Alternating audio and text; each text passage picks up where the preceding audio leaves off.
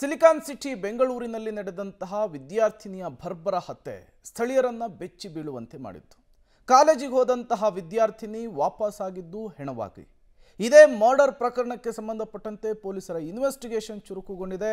ಈ ಪ್ರಕರಣದಲ್ಲಿ ಪೊಲೀಸರ ಇನ್ವೆಸ್ಟಿಗೇಷನ್ನಲ್ಲಿ ಹೊಸ ತಿರುವೊಂದು ಸಿಕ್ಕಿದೆ. ಜೊತೆಗೆ ಪೊಲೀಸರ ನಿರ್ಲಕ್ಷ್ಯ ಕೂಡ ಎದ್ದು ಕಾಣಿಸ್ತಾ ಇದೆ. ಬನ್ನಿ ಕುರಿತಂತೆ ಒಂದು ವರದಿ ಇದೆ, ನೋಡ್ಕೊಂಡು ಬರೋಣ.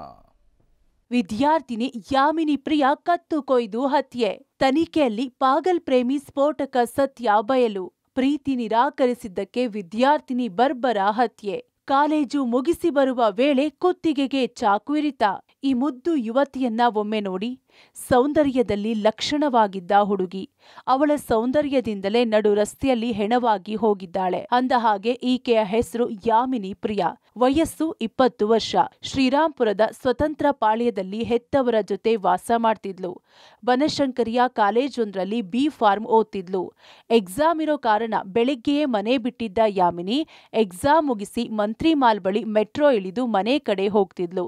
ಇನ್ನೇನು ರೈಲ್ವೆ ದಾಟಿದ್ರೆ ಆಕೆ ಮನೆ ರೀಚ್ ಆಗ್ತಿದ್ಲು. ಅಷ್ಟರಲ್ಲಿ ಹೊಂಚು ಹಾಕಿ ಕಾಯ್ತಿದ್ದ ಪಾಗಲ್ ಪ್ರೇಮಿ ಹಿಂಬದಿಯಿಂದ ಬಂದು ಯಾಮಿನಿ ಪ್ರಿಯಾಳ ಕಣ್ಣಿಗೆ ಖಾರದ ಪುಡಿ ಎರಚಿ ಚಾಕುವಿನಿಂದ ಕುತ್ತಿಗೆ ಮತ್ತು ಮುಖಕ್ಕೇರಿದು ಕೊಲೆ ಮಾಡಿ ಎಸ್ಕೇಪ್ ಆಗಿದ್ದ. ಪಾಗಲ್ ವಿರುದ್ಧ ದೂರು ಕೊಟ್ಟಿದ್ದ ಯುವತಿ. ಆರೋಪಿ ಪೂರ್ವಾಪರ ವಿಚಾರಿಸದೆ ನಿರ್ಲಕ್ಷ್ಯ. ಪೊಲೀಸರ ನಿರ್ಲಕ್ಷ್ಯದಿಂದಲೇ ಜೀವ ಹೋಯ್ತಾ? ಬಿ ಫಾರ್ಮ್ ವಿದ್ಯಾರ್ಥಿನಿ ಯಾಮಿನಿ ಪ್ರಿಯಾಳನ್ನ ಪಾಗಲ್ ಪ್ರೇಮಿ ವಿಘ್ನೇಶ್ ಚಾಕುವಿನಿಂದ ಇರಿದು ಕೊಲೆ ಮಾಡಿದ್ದ. ಪ್ರಕರಣದ ತನಿಖೆಯಲ್ಲಿ ಸ್ಫೋಟಕ ಸತ್ಯಗಳು ಬಯಲಾಗಿವೆ.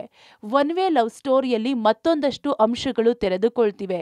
ವಿದ್ಯಾರ್ಥಿನಿ ಯಾಮಿನಿ ಪ್ರಿಯಾ ಪೊಲೀಸರ ನಿರ್ಲಕ್ಷ್ಯದಿಂದಲೇ ಕೊಲೆಯಾದ್ಲ ಅನ್ನೋ ಅನುಮಾನ ಹುಟ್ಟಿದೆ.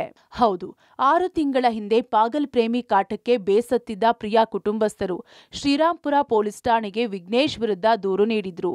ದೂರು ಪಡೆದ ಪೊಲೀಸರು ಆತನ ಪೂರ್ವಾಪರ ವಿಚಾರಿಸದೆ ಸರಿಯಾಗಿ ವಾರ್ನ್ ಮಾಡದೆ ಬಿಟ್ಟು ಕಳುಹಿಸಿದ್ರು. ಪೊಲೀಸರ ವಾರ್ನಿಂಗ್ ನಂತರ ಯಾಮಿನಿಗೆ ಇನ್ನಿಲ್ಲದ ಕಾಟ ಕೊಟ್ಟಿದ್ದಂತೆ. ಇದೀಗ ಕೊಲೆ ಬಳಿಕ ವಿಘ್ನೇಶ್ ಹಿನ್ನೆಲೆ ಬಗ್ಗೆ ಮಾಹಿತಿ ಕಲೆ ಹಾಕಿದಾಗ ಆತನೊಬ್ಬ ಸುಲಿಗೆಕೋರ ಅನ್ನೋದು ಬಯಲಾಗಿದೆ. ನಾನು ಪೊಲೀಸ್ ಅಂತ ಹೆದರಿಸಿ ಹಂತಕ ವಿಘ್ನೇಶ್ ಕೆಆರ್ ಮಾರ್ಕೆಟ್ನಲ್ಲಿ ವ್ಯಾಪಾರಿಗಳ ಬಳಿ ಸುಲಿಗೆ ಮಾಡಿದ್ದಂತೆ.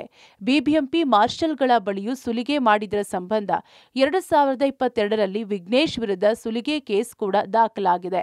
6 ತಿಂಗಳ ಹಿಂದೆ ನಿರ್ಲಕ್ಷ್ಯ ಮಾಡದೆ ಪೂರ್ವಾಪರ ಪರಿಶೀಲಿಸಿ ಪೊಲೀಸರು ಅವರದ್ದೇ ಸ್ಟೈಲ್ನಲ್ಲಿ ಲಾಠಿ ರುಚಿ ತೋರಿಸಿದ್ರೆ ಇವತ್ತು ಯಾಮಿನಿ ಬದುಕುಳಿಯುತ್ತಿದ್ಲೋ ಏನೋ.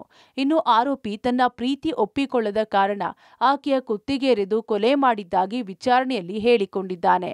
ಆ ಮೃತಪಟ್ಟ ಮಹಿಳೆ ಹೆಸರು ಯಾಮಿನಿ ಪ್ರಿಯಾ ಅಂತೇಳಿ, ಸುಮಾರು 20 ವರ್ಷ. ಅವರು ಕಾಲೇಜ್ ಮುಗಿಸ್ಕೊಂಡು ಬರುವಾಗ ಯಾರೋ ದುಷ್ಕರ್ಮಿಗಳು ಅವ್ರ ಮೇಲೆ ಹಲ್ಲೆ ಮಾಡಿ ಅಲ್ಲಿಂದ ಪರಾರಿಯಾಗಿರೋದು ಕಂಡು ಬಂದಿರುತ್ತೆ.